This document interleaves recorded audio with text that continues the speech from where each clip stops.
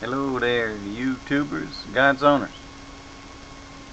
I'm going to make a quick little video. I think some of the things that I said has caused some confusion about my thoughts and beliefs about the King James Bible. Noah, and I appreciate your comments and your statements, as I do everybody's on the board. But I do not have a belief in a failure in the Word of God. I do not believe that the Word of God is fallible. My concern is with the King James Version book itself, which I know you automatically say, well, you're talking about the Word of God. I know, say, you as well as others talk a lot about Proverbs. Proverbs was a book that was very old when King James was born and came into the process of putting together what is known the King James Version Bible. So I don't have a problem with the book of Proverbs. I don't have a problem with a lot of the books that are in the Bible. I don't have a problem thinking that a lot of the Bibles are still pure in content and haven't been changed or altered. Primarily, what I believe what has happened is that those books are used and compiled in a manner that can change or alter the Word of God. When they were decided what books would be canonized, what books would not be canonized, and one of my main concerns about that, as always has been, is what books were chosen to be canonized, primarily in the New Testament. I mean, we have 12 guys that walked around with Jesus, ate and slept and traveled and worked and bare sweat together. And those 12 guys, only 2 of them really have books per se in the Bible. And I know that most people will bring up Peter and so forth, but those are epistles. They're very small letters. A couple of pages are too long, but if you look at the only books that in the New Testament that were a witness to Jesus Christ himself, for some reason there's only 2, Matthew and John. I find that odd and suspicious because all these guys could write, and all these guys were bearing witness, and all these guys were handpicked and chosen by Jesus Christ. A lot of the New Testament is written by Paul. Paul did not walk with Christ, as in when Christ was in the flesh doing his work. I find it odd that so much of Paul's writings is in the New Testament, and so little of the other guys that did walk with Jesus is not. I also find it odd that in the older books that God mentions Enoch to be so perfect in his teachings that he wasn't even going to suffer him death and took him up in that whirlwind. And then Enoch wrote a book, and where is it in the King James Version? Why didn't the King James team decide to put that version and canonize in the canonization process with this new compiling? So my question about the validity of the King James Version has nothing to do with the validity of the Word of God. King James Version doesn't really go back that far as opposed to the rest of the Bible that was written. That really goes back hundreds and hundreds of years. So you could look at King James, the compilement of the King James Version, just as a version that was created a few years ago, the New English Translation or whatever. King James wasn't there on this earth when Jesus was walking and doing these works. He's basically what would you call it? A publisher. Played the role of a publisher. Just what publishers do today. So, to me, I think it's a perfectly healthy thing to question these things out, and I always try to do it in a manner that's I stay respectful to God. I always ask God for guidance in these things that I question, and I hope you understand a little bit better about what I'm questioning. I'm questioning the process of the King James Version himself. No way do I question the Word of God and the books that are obviously inspired and untampered with by man. I mean, there's a lot of books that They were so already well published that the New King James Version couldn't have very well changed things in the older books without having about 1 billion other proofs on the earth floating around in scrolls, which I also find it odd that, Europe, I believe it was, or the king's people all flooded that old Holy Land, and on this task to get together these old scriptures and bring back the Word of God. Well, there was a lot of killing going on, man. I mean, a lot of these people that had these scrolls did not want to let these scrolls go.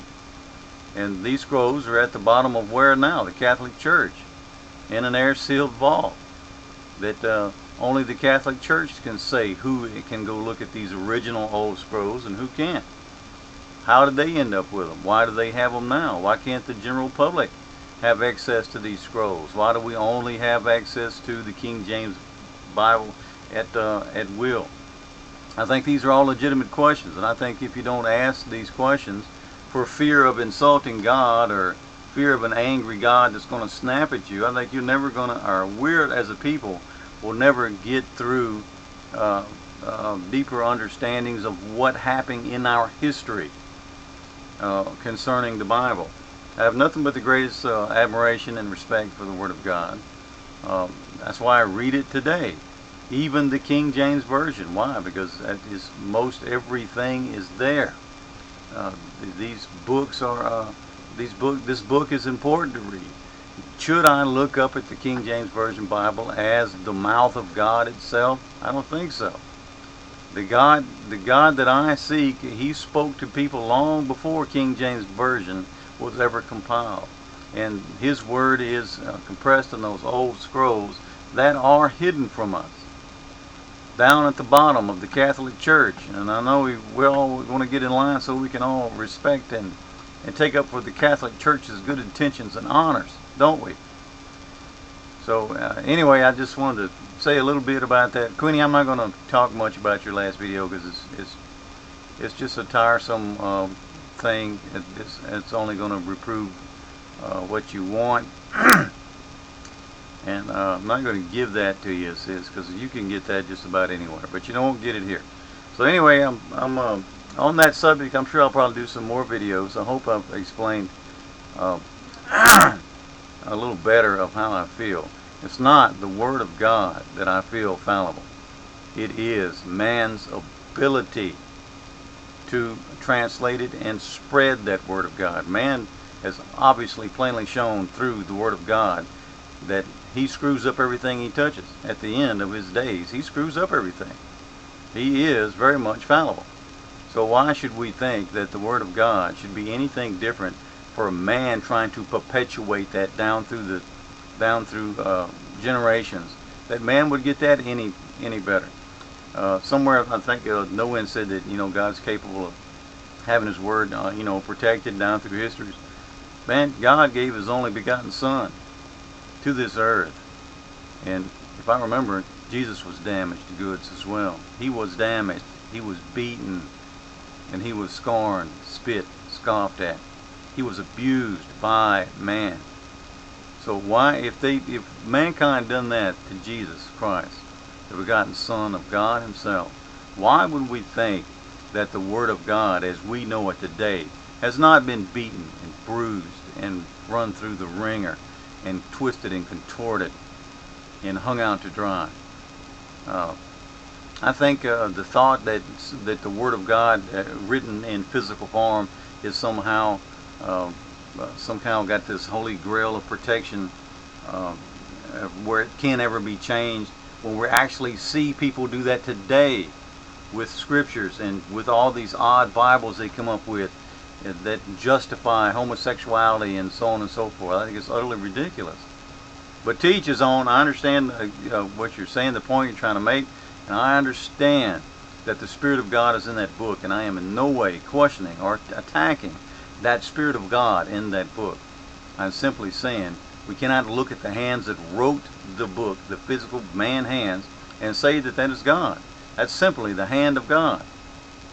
Down through history, the hands of God has always worked for God. Good, bad, ugly, the whole thing, the whole gamut. God is in control of this whole history lesson that we're all going through right now. And I hope you understand a little better about what I was, the, the feeling that I'm trying to get across. It's not the easiest thing to put in a short video, especially when you got so much stuff going on the YouTube that's such a negative. People automatically seeing the negativity of it, like Epson espoused on the board about what I said about Adam and Eve and the devil using a truth to tell a lie. And she's up there trying to say that I'm saying that the devil told the truth.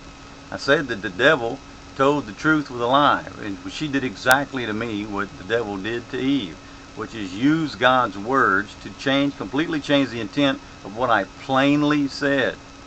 And I think this is a spirit. I think this is a spirit that runs through the internet rapidly, attacks people, takes people's minds in one direction, and when they should be going in another direction. She should have been hearing what I said. Instead, she heard what she wanted to hear, to reprove some already preconceived notions that she had. And I think that's why we have so much trouble trying to understand each other.